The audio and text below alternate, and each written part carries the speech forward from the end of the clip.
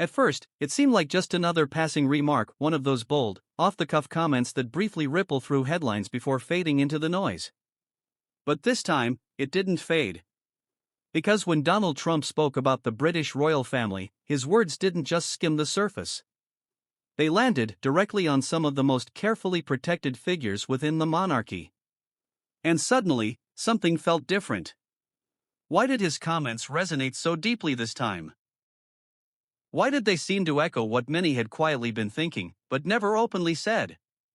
And perhaps most intriguingly, why did the spotlight shift so sharply toward Catherine, Princess of Wales, and Prince William, while casting a long, complicated shadow over Meghan Markle? There's a story beneath the headlines. A story about perception, power, and the fragile balance of public image. And once you see it, you can't unsee it. For years, the narrative surrounding the royal family has felt like a carefully choreographed performance. Every appearance, every statement, every subtle gesture measured, deliberate, and deeply symbolic. But recently, something has shifted. A new layer of tension has begun to surface, quietly, subtly, but unmistakably. When Donald Trump weighed in on the dynamics between key royal figures, his perspective didn't just stir controversy, it opened a door. A door to questions many had avoided asking. Is the public perception of the royal family changing? Have certain members earned admiration through quiet resilience, while others have struggled under the weight of their own narrative? And perhaps most importantly, what does this moment reveal about the future of the monarchy itself?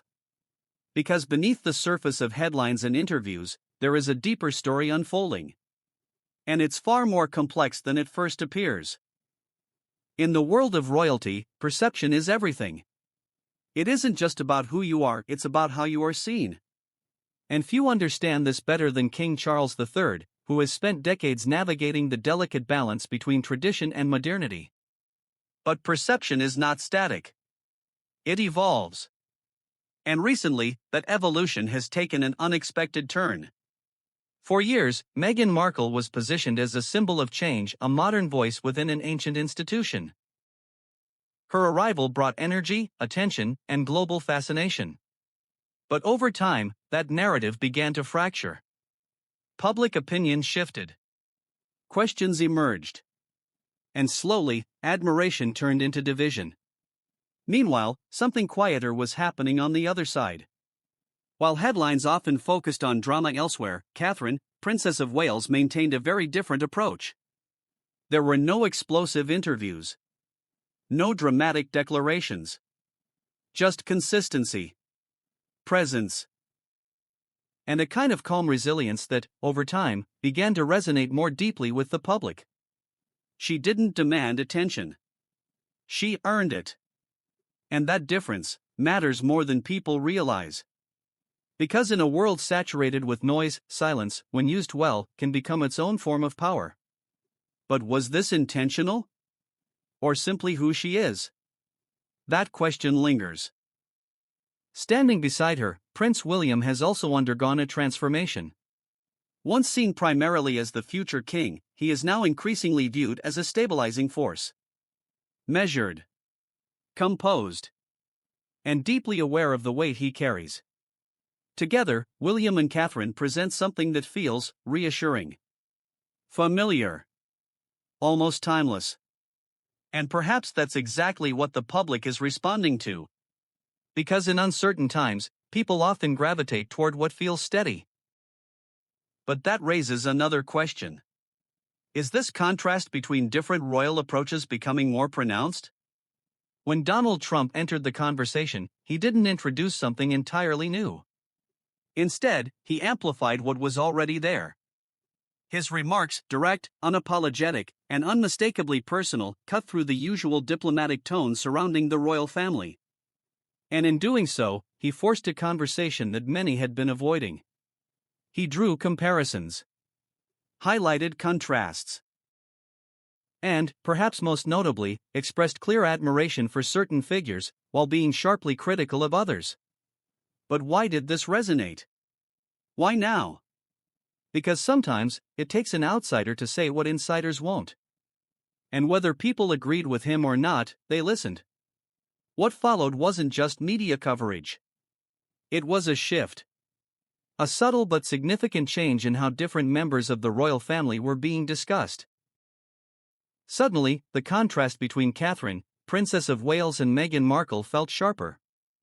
More defined. Almost unavoidable. One seen as embodying tradition with grace. The other as challenging it, sometimes at great personal cost. But here's where it becomes complicated. Because neither narrative is entirely simple. And that complexity is often lost in headlines. Behind every public figure lies a private reality. And for members of the royal family, that reality is intensified by constant scrutiny. Every decision is analyzed. Every word dissected. Every silence interpreted. For Meghan Markle, that pressure became overwhelming. Her journey, from global admiration to intense criticism, has been anything but straightforward. And while some view her actions as controversial, others see them as necessary. As an attempt to redefine boundaries within an institution that rarely allows for them. But did that attempt come at a cost?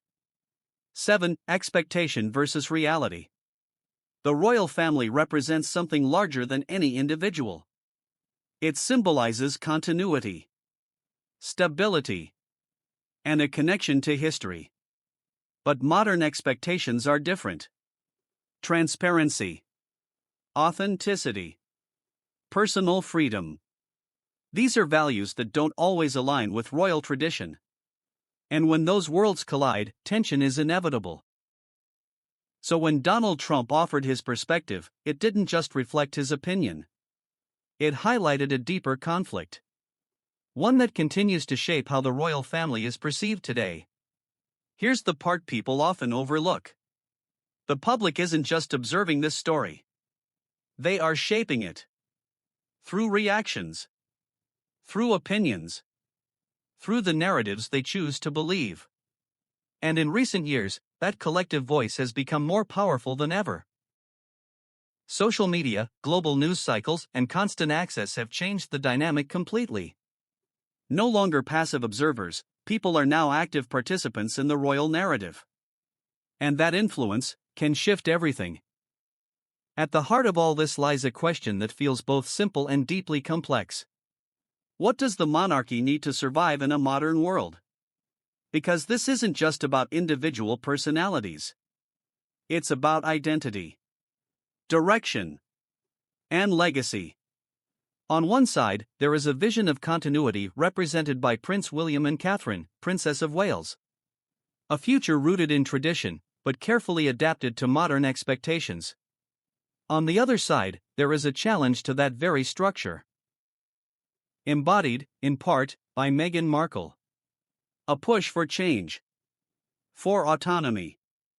For a different kind of role within or outside the institution. And in the middle, a global audience trying to make sense of it all. When Donald Trump inserted himself into this dynamic, he didn't create the tension. He revealed it. Amplified it. Forced it into the open. And suddenly, the contrast between these two paths became impossible to ignore. But here's the twist. What if both sides are, in their own way, necessary? What if the monarchy's future depends not on choosing one path over the other, but on finding a way to reconcile them? Because without tradition, the monarchy loses its identity. But without adaptation, it risks becoming irrelevant. And that balance is more fragile than it appears. In the end, this story isn't about winners and losers. It's about evolution.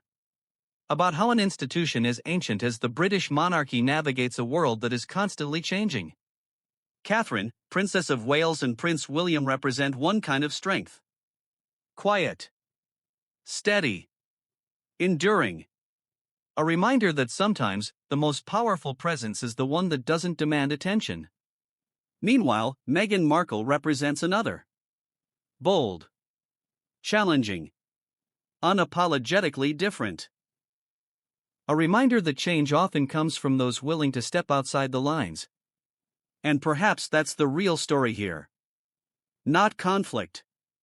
But contrast. Not division. But transformation. Because the monarchy, like any living institution, is shaped by the people within it. And by the world around it. As for Donald Trump, his comments may have sparked conversation. But the deeper narrative was already there, waiting to be seen. So what do you think? Do you believe this moment changes how people see the royal family? And more importantly, do you think the future belongs to tradition or transformation? Let me know your thoughts in the comments below.